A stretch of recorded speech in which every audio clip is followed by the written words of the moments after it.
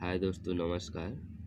मैं राइटर संजय सांवरिया आप लोगों को नया साल में एक गाना फ्री लिखकर आप लोगों के बीच में प्रस्तुत कर रहा हूँ। ये गाना जिस भी सिंगर को अच्छा लगेगा वो सिंगर ये गाना को गा सकते हैं, बिल्कुल फ्री है दोस्तों।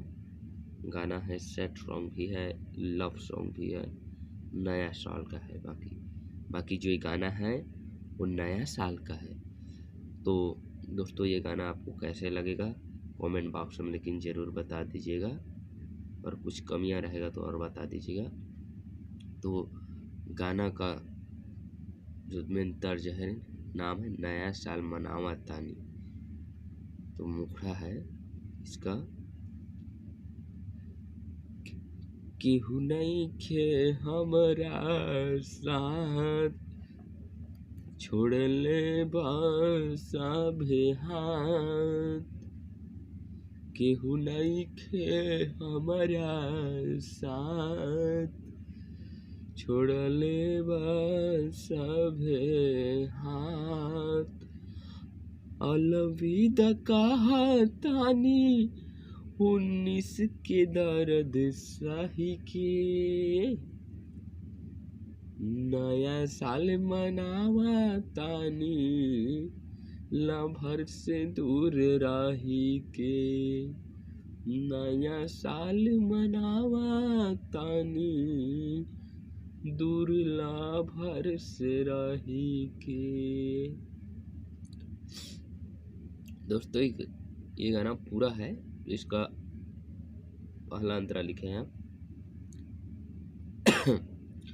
17 में प्यार भइल राहे नुहामा के, 18 में मिला तराहनी हम तौना के।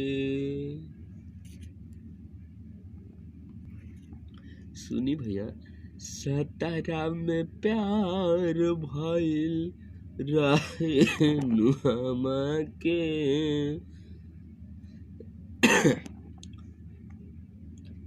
18 में मिलत रहनी हम तौना के। 2019 में सब कुछ कहिनी, ओकरे बहिया में झूला झूलानी। भैया, हम 2019 में ओकरे से साथ रहनी।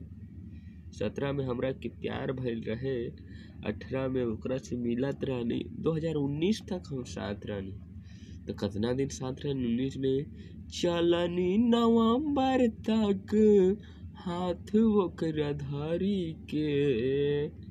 नया साल मनावा तानी लभर से दूर रही के।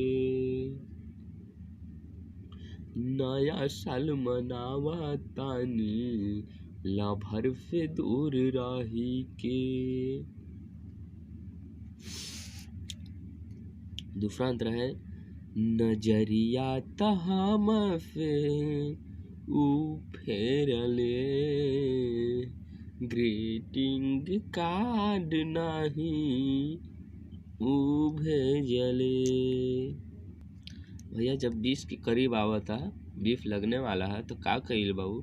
नजरिया तहम से ऊ फेरले, ग्रीटिंग कार्ड नहीं ऊ भेजले। चढ़ते नया साल हो गईनी हम बेहाल हो। चढ़ते नया साल हो भईनी हम बेहाल हो।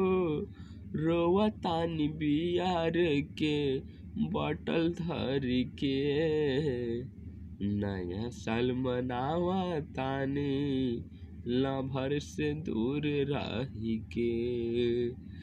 नया साल मनावा तानी लभर से दूर रही के।